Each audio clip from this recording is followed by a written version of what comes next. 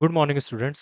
Welcome to study with me. आज हम लोग ज्योग्राफी पढ़ेंगे जो हमारे सीटेट और केवीएस के लिए है। ठीक है, हम लोग एग्जाम ओरिएंटेड पढ़ेंगे आज, और जिससे हम लोग एग्जाम को क्रैक कर सके। ठीक है, हमें नॉलेज ओरिएंटेड भी रहना है, लेकिन हमें ये भी ध्यान देना है कि एग्जाम हमें क्रैक करना है कम से कम समय में, और हमें ज़्यादा से ज़्यादा हमें चीज़ों को पता होना चाहिए, जिससे हम लोग इस एग्ज़ाम को अच्छे से क्रैक कर सकते हैं। पहले तो हम लोग प्रीवियस ईयर क्वेश्चंस करेंगे, गत वर्षों के, और फिर इसके बाद हम लोग प्रैक्टिस सेट करेंगे, और हम लोग जो थ्योरी क्लासेस में पढ़ते हैं, जो हम यहाँ पे नोट्स बनाते हैं, उसे हम पढ़ेंगे, और क्विज सॉल्व करने के बाद हमारा एग्ज़ाम क्रैक होने की तरफ हम लोग पहुँचेंगे। ठीक है, हमारा हमारा टारगेट ही वही होना चाहिए, एग्ज़ाम ओरिएंटेड, मतलब एक परीक्षा को देखते हुए।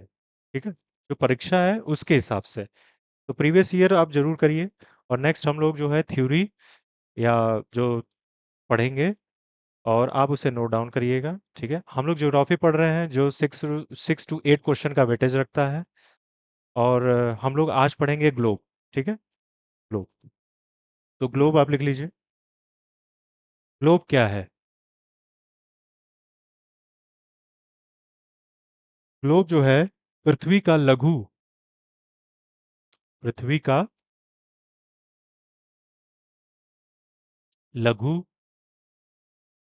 वास्तविक वास्तविक रूप।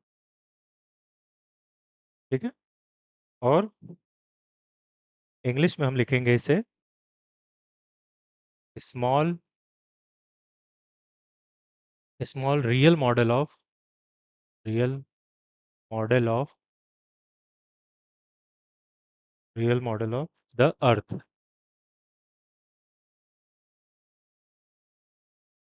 ठीक है, ये हमारा परिभाषा हो गया ग्लोब का। ठीक है, ये जो हमारा बड़ा सा पृथ्वी है, उसे हम लघु रूप में और वास्तविक पृथ्वी की तरह है, एकदम सेम, और सेम अक्षांश पे उसका गोलार्ध भी होता है। ठीक है, और वही उसी ग्लोब के थ्रू हम लोग जो स्थान है, जो लोकेशन है, और जो स्थिति है, वो उससे हम लोग निर्णय कर सकते हैं उसका। ठीक है, उस वो और फिर हम लोग उसके अंदर काल्पनिक रेखाएं हैं, देशांतर और अक्षांश। अक्षांश को जो है इंग्लिश में लैटिट्यूड बोलते हैं, और देशांतर मतलब लॉन्गिट्यूड होता है। तो अब हम लोग पृथ्वी बनाएंगे। ये हमारा नॉर्थ पोल हुआ, मतलब उत्तरी ध्रुव। उत्तरी ध्रुव। ठीक है, और ये हमारा साउथ पोल हुआ, जिसको हम बोलते हैं दक्षिणी ध्रुव। दक्षिणी ध्रुव। ठीक है, और ये हमारा अक्षांश है, जिसको 0 डिग्री अक्षांश बोलेंगे। अक्षांश, या तो आप इसको एक और चीज बोल सकते हैं, यहाँ लिखते हैं हम लोग विषुवत, तो बोलेंगे विषुवत वृत्त, या भूमध्य भूमध्य रेखा, या इंग्लिश में इक्वेटर। वैसे हम लोग इक्वेटर ही इसको कहेंगे, इक्वेटर। ये जो रेखा है इक्वेटर, ये दो भागों में धरती को या पृथ्वी को बांटती है। गोलार्ध एक है, उत्तरी उत्तरी गोलार्ध, और इसे जो इक्वेटर के नीचे है, या विषुवत वृत्त के नीचे है, उसे हम लोग कहेंगे दक्षिणी गोलार्ध। ठीक है, और इंग्लिश में हम लोग इसे कहते हैं नॉर्दर्न हेमिस्फीयर, और इसको कहेंगे सदर्न हेमिस्फीयर। हेमिस्फीयर। ठीक है, हमें इंग्लिश भी जानना जरूरी है, हमें दोनों की जरूरत है, जिससे हम समझा सकें कि इंग्लिश मीडियम वालों को भी और हिंदी मीडियम दोनों को। ठीक है, क्योंकि हम भी जब बच्चों से मिलेंगे तो कुछ लोग केवीएस में जाएंगे, या ईएमआरएस में जाएंगे, एकलव्य मॉडल स्कूल में। तो उसमें इंग्लिश मीडियम के बच्चे मिलेंगे, हिंदी मीडियम के भी बच्चे मिलेंगे, और नवोदय में भी देखिएगा, उसमें भी बच्चे मिलेंगे हमें। तो जो दोनों मीडियम से हम समझा सके, हमें दोनों का ज्ञान होना चाहिए ठीक से। तभी हम ज़्यादा से ज़्यादा अपनी बातों को उन्हें समझा सकेंगे। ठीक है? तो ये हमारा जो इक्वेटर है, जो 0 डिग्री अक्षांश है, वो 2 भागों में हमें बाँट देता है, हमारे पृथ्वी को। एक उत्तरी गोलार्ध को और एक दक्षिणी गोलार्ध को के रूप में बाँट देती है, जिसे नॉर्दर्न हेमिस्फीयर बोलेंगे और सदर्न हेमिस्फीयर बोलेंगे। ठीक है? और 2 भाग में बराबर बाँटता है इक्वेटर जो होता है, और इसे हम विषुवत वृत्त बोलेंगे और भूमध्य रेखा भी कह सकते हैं, इक्वेटर। ठीक है? इक्वेटर, मोस्टली हम लोग इक्वेटर ही कहेंगे। ठीक है? और हमारी जो पृथ्वी होती है, वो घूर्णन करती है, घूर्णन। ठीक है? ये पश्चिम से पूरब की तरफ। ठीक है? पश्चिम से पूरब की तरफ। तभी हमें सूर्य सूर्य तो अपने स्थान पे स्थित है, लेकिन जब धरती घूमती है अपने एक्सिस पे, तो वो पश्चिम से पूरब की तरफ घूमेगी।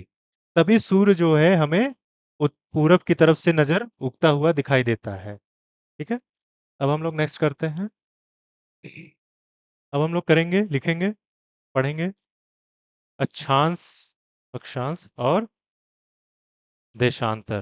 देशांतर, अक्षांश को हम लोग लैटिट्यूड बोलते हैं इंग्लिश में, एंड और देशांतर को लॉन्गिट्यूड बोलते हैं, लॉन्गिट्यूड। ठीक है? ये सब क्या है, इनको हम लोग पॉइंट्स में लिखेंगे। ये एक इमेजिनरी लाइन है, इमेजिनरी लाइन है। हिंदी में लिखेंगे इसे काल्पनिक, काल्पनिक रेखा, काल्पनिक रेखा। क्यों काल्पनिक रेखा बोलते हैं हम लोग इसे? हम लोग इसलिए बोलते हैं अपने समझ के लिए। पृथ्वी पे ऐसा कोई लाइन बना नहीं है वास्तविक रूप से। आप अगर स्पेस से देखेंगे तो ऐसा कोई लाइन नहीं बना है, लेकिन हम अपने समझ के लिए हम लोग, आप ये भी देखिए ना, जब आप देखते हैं जब आप नंबर्स पढ़ते हैं, नंबर्स जो मैथमेटिक्स में हम पढ़ते हैं, गणित में, उन सबको उन सबको हम लोग सीमित करते हैं, लेकिन नंबर असल में संख्या कुछ होती ही नहीं है असल में। हम लोग उसे अस्तित्व में लाने के लिए, अपने समझ के लिए लाने के लिए, उसे हम लोग उसका हम लोग उसे डिस्कवर करके उसे हम लोग जीरो, जैसे आर्यभट्ट ने जीरो दिया, तो जीरो के बाद 1 2 3 4 ऐसे करके आए, एक और इंटेजर बन गए, जिसमें जीरो के इस तरफ -1 -2 -3 और जीरो के इस तरफ राइट साइड, मतलब दाहिने हाथ पे 1 2 3 4 ऐसे हो गए। तो हम लोग ने एक लिमिट बना दिया, जिससे हम अपने मानों के समझ के लिए और उनके कार्य के लिए हमने नंबर का इजाद किया। और उसी तरीके से हमने लाइन भी, समय, घड़ी, ये सब भी हम लोग ने बनाया अपने समझ और सोच के लिए। ठीक है? नहीं तो हम लोग दिन और रात ही जानते थे, नहीं तो सुबह शाम क्या नहीं जानते थे। ये बस वही हमें समझ में आता था, नहीं तो हम लोग ने अब तो 1 बज गया, 2 बज गया, 3 बज गया, 4 बज गया पढ़ते हैं। तो ये सब समय, समय हम सोच अपने समझ के लिए बनाए हैं। स्थिति, धरती पे हमारी स्थिति क्या है, लोकेशन क्या है, हमने अपने समझ के लिए बनाया है। तो हमने इस पृथ्वी को, इस गोल धरती को हमने उसको काल्पनिक रेखाओं में बाँट दिया। ठीक है? जैसे हमने घड़ी को 24 घंटों में बाँट दिया। ठीक है? तो 24 घंटे जैसे बाँट दिए, वैसे धरती को भी हमने अक्षांश में और देशांतर में बाँट दिया है, जिससे हम अपनी लोकेशन या स्थिति जान सकें। तो अगला लिखिएगा किसी स्थान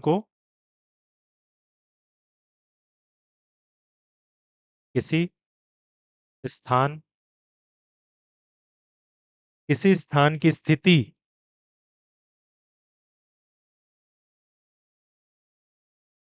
स्थिति या लोकेशन को को बताने के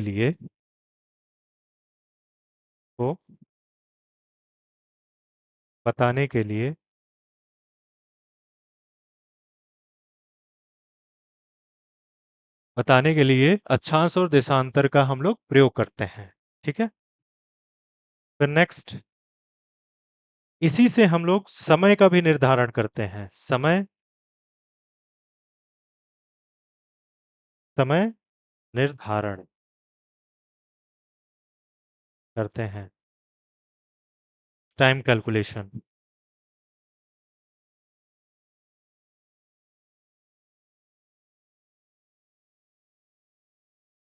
ठीक है? हम लोग टाइम कैलकुलेशन इसी से करते हैं। फिर इसके बाद हम लोग अक्षांश और देशांतर भी बनाते हैं। तो हम उसे आपको पृथ्वी, हम लोग धरती और पृथ्वी बहुत बनाएंगे इसमें, गोले बनाते रहेंगे इसमें। ठीक है?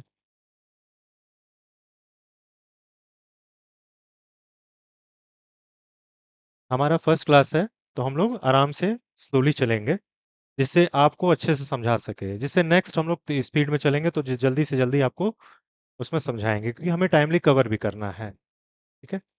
तो हम लोग गोला बनाते हैं।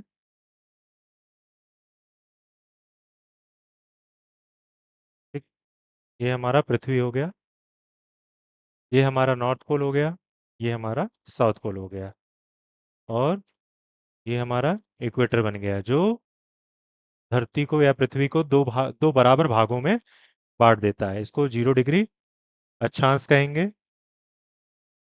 अक्षांश कहेंगे। ठीक है? या इक्वेटर कहेंगे। ठीक है? ये इक्वेटर हो गया।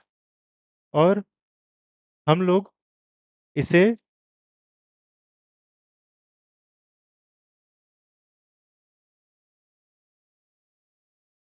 23 डिग्री पे काटेंगे, 23 हाफ डिग्री पे, जो कि ये दक्षिणी भाग है तो साउथ बोलेंगे इसे हम।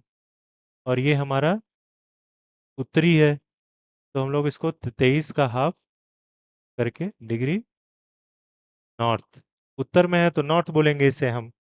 ठीक है? और इसे, ये जो डिग्री, ये जो अक्षांश है, इसी पे हमारा क्या है, कर्क रेखा, कर्क रेखा। और इस पे 23 के हाफ डिग्री साउथ पे या दक्षिणी रेखा पर हमारा मकर, मकर रेखा है। ठीक है? मकर रेखा, इसको हम लोग इंग्लिश में क्या कहेंगे, कर्क रेखा को? Tropic of, tropic of cancer. और इसे हम लोग कहेंगे tropic of, tropic of capricorn, capricorn. ठीक है? अच्छा, आखिरकार हम लोग कर्क, कर्क रेखा को कर्क रेखा ही क्यों बोलते हैं और मकर रेखा को मकर रेखा ही क्यों कहते हैं? हम लोग इसलिए कहते हैं कि ये जो रेखा आप देख रहे हैं ना, इसके अगर आप आसमान में देखेंगे, इस पर खड़े होकर आप आसमान में देखेंगे, तो आप ब्रह्मांड में, ब्रह्मांड में 12 प्रकार के या 12 तारामंडल हैं, जिससे राशियां जोड़ी गई हैं, जैसे कर्क, तुला, वृक्ष, फिर मीन, और अलग-अलग जो हैं राशियां हैं उन्हीं के हिसाब से। तो उसमें से एक कर्क राशि भी है और एक मकर भी है। तो यहाँ पे खड़े होंगे तो आपको जो इसके ऊपर से जो वो तारामंडल दिखेगा, वो कर्क रेखा, वो कर्क दिखेगा, और उसी की वजह से हम लोग ने नाम इसको रख दिया कर्क रेखा। और वैसे ही मकर रेखा है, तो मकर का भी नाम हमने इसके ऊपर, जब आप खड़े होंगे इस रेखा पे, तो आप आसमान की ओर देखेंगे, तो आपको मकर तारामंडल दिखेगा आपको। ठीक है? जो तारामंडल हम लोग देखते हैं, वैसे जैसे सप्तऋषि हो गए, ये सब हो गए, उस प्रकार से। तो इन 12 राशियों के नाम से ही ये सब ऐसे रखा गया था इनका नाम। तो इसके ऊपर आप देखेंगे तो आपको कर्क रेखा से देखेंगे आसमान की ओर, तो आपको कर्क तारामंडल दिखेगा, और मकर पे मकर दिखेगा आपको। ठीक है?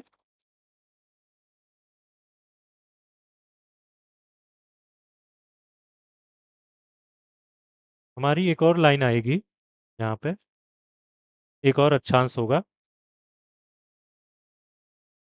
66 का हाफ डिग्री नॉर्थ, ये 66 डिग्री आपका साउथ। ठीक है? और हमारा जो भाग, ये सब जो बटा होगा, अक्षांश से बटा हुआ है, हमारा जो अ, उत्तरी गोलार्ध है और दक्षिणी गोलार्ध है। तो इसमें ये हमारा जो होगा, इसको हम लोग, इसको आर्कटिक, आर्कटिक वृत्त बोलेंगे, आर्कटिक वृत्त, ठीक है। और इसे हम लोग अंटार्कटिका अंटार्कटिक वृत्त बोलेंगे। इसको हम लोग अंटार्कटिक आर्कटिक वृत्त बोलेंगे, ठीक है। अब इसके बाद हम लोग पढ़ेंगे टेम्परेचर जोन ऑफ अर्थ, या पृथ्वी के ताप कटिबंध, ठीक है। कि क्योंकि जो रोशनी पड़ती है सूरज पे, वो गोला पे, जैसे ये हमारा गोला हुआ, ये हमारा गोला हुआ, इस पे जो रोशनी पड़ती है सूरज की या सूर्य की, वो सीधी कहीं पड़ती है और कहीं तिरछी पड़ती है। जैसे धरती हमारा 23 डिग्री पे झुका हुआ है, तो जब भी हमारा आएगा सूरज, तो जो सबसे नजदीक होगा, ये वाला भाग नजदीक है ना सूरज के, मान लीजिए सूरज हमारा यहाँ है, तो यहाँ से रोशनी आई, तो ये सबसे नजदीकी भाग है, तो यहाँ ज्यादा गर्मी पड़ेगी। और ये दूर पड़ेगा थोड़ा सा, तो ये थोड़ा हल्का या तिरछी रोशनी पड़ेगी, तो यहाँ पे इनडायरेक्ट सनलाइट पड़ेगा और इस पे डायरेक्ट सनलाइट होगी, ठीक है। तो इसी से गर्मी और ठंडी जो पड़ती है, हमें जो महसूस होता है सीजन का, वो इसी से होता है, ठीक है। तो हम लोग इसे देखेंगे। और अलग अलग जो अक्षांश है वो बटे हुए हैं, हमारे भाग जो हैं वो बटे हुए हैं। एक होता है हमारा जो ये जो होता है, हमें ये टॉरिड जोन बोलते हैं, इसको टॉरिड टॉरिड जोन, या ट्रॉपिकल ट्रॉपिकल जोन। और ये भी जो है टॉरिड, ये भी टॉरिड जोन कहलाएगा, या तो ट्रॉपिकल जोन। मतलब इसका ये हुआ कि 0 डिग्री अक्षांश के इक्वेटर के इस पार भी हमारा 23 डिग्री तक वो पड़ेगा हमारा टॉरिड जोन, ट्रॉपिकल जोन। और ये इस तरफ, और हिंदी में हम लोग इसे बोलते हैं टॉरिड को उष्ण कटिबंधीय, ठीक है। उष्ण कटिबंध, उष्ण कटिबंध, उष्ण कटिबंध, ठीक है, या ट्रॉपिकल जोन, ठीक है। और यहाँ पे क्या होता है, टेम्परेचर ज्यादा होता है, क्योंकि ये इक्वेटर है ना, इसलिए देखिए इक्वेटर जो है, हमें अफ्रीका, इंडिया, ये सब जो है, भारत जो है, ये इन्हीं दोनों के अफ्रीका जो है, ये तो तीनों रेखाओं पे आ जाता है। मकर रेखा पे भी, अक्षांश इक्वेटर पे भी, 0 डिग्री के भूमध्य रेखा पे भी, और कर्क रेखा पर भी आ जाता है। और लेकिन उसका जो बीच वाला भाग है, वो बहुत ज्यादा वहां पे गर्मी पड़ती है, क्योंकि सूरज की डायरेक्ट रोशनी पड़ती है।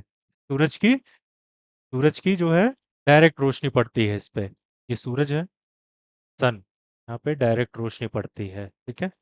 और यहाँ पे तिरछी पड़ती है, इन जगहों पे तिरछी पड़ती है, तिरछी पड़ती है। तो इसमें जो है, इसे हम लोग कहेंगे, इस वाले भाग को टेम्परेट जोन, इसको भी इस वाले भाग को टेम्परेट जोन, या तो शीतोष्ण कटिबंध, ठीक है। वैसे इसको भी कटिबंध, ठीक है। शीतोष्ण कटिबंध हो गया।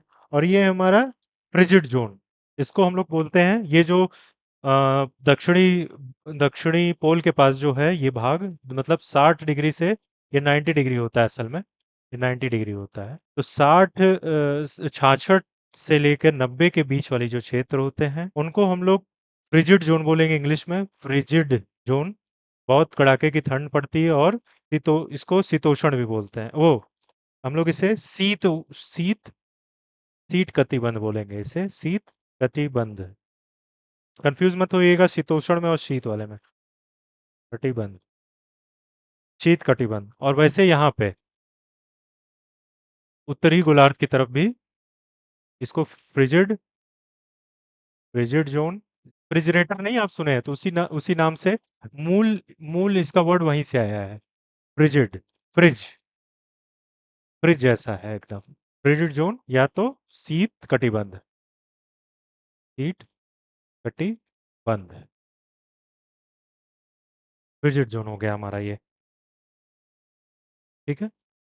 और ये सब जो जोन बने हैं हमारे, ये सूर्य की रोशनी किस तरीके से पड़ती है, उस उस पर हम लोग ये निर्णय करते हैं कि हाँ, ये जोन किस तरीके से ये बटा हुआ है, इनके डिवीजन क्या है, ठीक है, किस किस भाग में ये बटे हुए हैं। जैसे टेम्परेट जोन हो गया, फिर इसके बाद फ्रिजिड जोन हो गया है इधर, फिर इसके बाद इधर आप पोल की तरफ जाएंगे, ध्रुव की तरफ जाएंगे कहीं भी, चाहे आप आर्टिक वाले साइड में जाइए या अंटार्कटिक वाले साइड में जाइए, आपको हमेशा वो जमे हुए दिखेंगे, क्योंकि ठंड हमेशा पड़ती रहती है वहाँ पे, ठीक है? और यहाँ पे जो ये जो टेम्परेट ज़ोन है हमारा, यहाँ पे टेम्परेचर हमारा डाउन रहता है, ठीक है? ठीक है? और यहाँ पे सनलाइट जो है हमारी डायरेक्ट पड़ती है। यहाँ पे हमारी सनलाइट जो है डायरेक्ट पड़ती है हमारे अक्षांश पे, 0 डिग्री के अक्षांश पे, इक्वेटर पे। इक्वेटर पे देखिए इसीलिए हमेशा हमेशा गर्मी महसूस होती है। भारत भी देखिए गर्मी, आप साउथ में जाइए, साउथ साउथ इंडिया में, आप देखेंगे काफ़ी गर्मी पड़ती है वहाँ पे, ठीक है? और हमेशा वहाँ पे ठंड नहीं लगती है। आप वहाँ जाएँगे तो ठंडी नहीं है, ठीक है? आप ये 0 डिग्री पे है, यहाँ पे सीधे पड़ती है, मतलब परपेंडिकुलर सनलाइट पड़ती है, ठीक है? परपेंडिकुलर सनलाइट पड़ती है, मतलब आपके सर पे सीधी लाए, मतलब सीधे इस रेखा पे आप खड़े रहेंगे तो सीधे जो है आपको सनलाइट मिलेगी सीधे, ठीक है? और ये कब-कब होता है? 21 जून को होगा।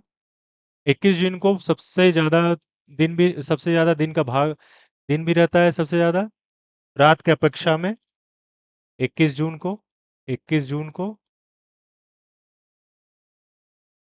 और ये पृथ्वी जब घूमती है, पृथ्वी जब पृथ्वी जब सूर्य के बगल में घूमती रहती है, उसकी चक्कर मारती रहती है, तो नहीं देखते हैं आप मार्च के महीने में, मार्च जून के महीने में, अप्रैल मई जून के समय में जो होता है, जो भारत होता है, भारत का भूखंड या इक्वेटर जो होता है, वो सबसे ज़्यादा सूरज के निकट होता है, ठीक है? और फिर इसके बाद जो आपका नॉर्दर्न हेमिस्फीयर है या उत्तरी गोलार्ध, वो सूरज के सबसे ज़्यादा करीब में रहता है। उसको वो जब करीब होता है, फिर इसका दूर हो जाता है नवंबर दिसंबर में, और फिर जनवरी फरवरी, फिर वो और करीब आने लगता है। आप देखेंगे इसीलिए नवंबर दिसंबर में ठंड पड़ना शुरू हो जाती है, ठीक है? फिर ये जो दक्षिणी भाग है, ये सूरज के करीब हो जाएगा नवंबर दिसंबर में, इसीलिए इस भाग में गर्मी ज़्यादा पड़ती है नवंबर दिसंबर में। लेकिन नवंबर दिसंबर में जो है उत्तरी भाग में, उत्तरी भूभाग में या गोलार्ध में सबसे ज़्यादा ठंड पड़ेगी तब, नवंबर दिसंबर के बाद से, ठीक है? और ये 21 जून को जो है, जो सूर्य है, वो भूमध्य रेखा पे सीधे सीधे सर पे ही रोशनी पड़ती है, परपेंडिकुलर जिसे हम लोग कहेंगे, और 21 जून को होती है। डायरेक्ट सनलाइट पड़ती है इस दिन, ठीक है? यहाँ पे लिख लीजिएगा, डायरेक्ट सनलाइट,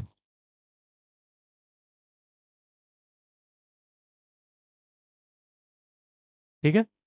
और फिर इसके बाद दक्षिणी भाग में जब नवंबर दिसंबर आएगा, तो दक्षिणी भाग में 22 दिसंबर आता है ना, तो 22 दिसंबर को सीधी रोशनी पड़ेगी किस पे? आपके मकर रेखा पे, ठीक है? और आपके कर्क रेखा पे किस तारीख को पड़ेगी? बताइए, कब पड़ेगी? 21 जून नहीं है, इसे 21 वो लिख लीजिएगा, 21 मार्च लिखिएगा, मार्च है, 21 मार्च। किस पे? यहाँ पे, भूमध्य पे, 21 मार्च, और 23 सितंबर में, 23 सितंबर को। और इस पे 21 जून को होता है, कर्क रेखा पे सूरज की सीधी रोशनी पड़ती है, कर्क रेखा पे, ठीक है? सीधी पड़ती है। और 21 मार्च या 23 सितंबर को, क्योंकि सूरज जो होता है, ये धरती जब घूमती है तो उसके ऊपर जो है यहाँ से शुरू होता है, ऐसे फिर करके फिर वापस यहीं पे आती है, तो 23 सितंबर को वापस आती है। फिर 21 जून को सीधी रोशनी जो है कर्क रेखा पे पड़ेगी 21 जून को। फिर वापस आएगी, सीधे 23 सितंबर को, 21 मार्च को, और फिर इस पे आएगी 22 दिसंबर को। ऐसे होता है हमारा। तो ये हमारा टेम्परेचर जोन ऑफ अर्थ है, ठीक है? या तो पृथ्वी के ताप कटिबंध, ठीक है? ये हमारा टेम्परेचर जोन ऑफ अर्थ है, पृथ्वी की ताप कटिबंध। सब सूर्य से सब सूर्य पे केंद्रित है। सूर्य से ही और पृथ्वी के चलन से या घूर्णन से हमारा दिन और रात और क्लाइमेट, हमारा जो पर वो होगा, हमारा जो सीज़न होगा, जो क्लाइमेट होगा, वो सब सूर्य पे निर्धारित होता है और पृथ्वी के अक्षांश पे जो झुकाव है और उसके घूर्णन पे, रोटेशन पे, ये 3 चीज़ों पे जो है हमारा 3 चीज़ों ती ये 3 3 बातों पे हमारा जो है पृथ्वी का ताप कटिबंध निर्धारित होता है कि कौन-कौन भागों में ये बँटे हैं। ठीक है? चलिए, आज के लिए थैंक यू आप लोगों को, और हम लोग फिर नेक्स्ट क्लास में देखेंगे कि अक्षांश और देशांतर कैसे-कैसे बँटे हुए हैं। कोई समांतर रेखा पे है, तो कोई क्षैतिज रेखा है, कहीं ऊर्ध्वाधर रेखा है। इसके लिए थैंक यू। आप लोग सब्सक्राइब करिए हमें। Thank you.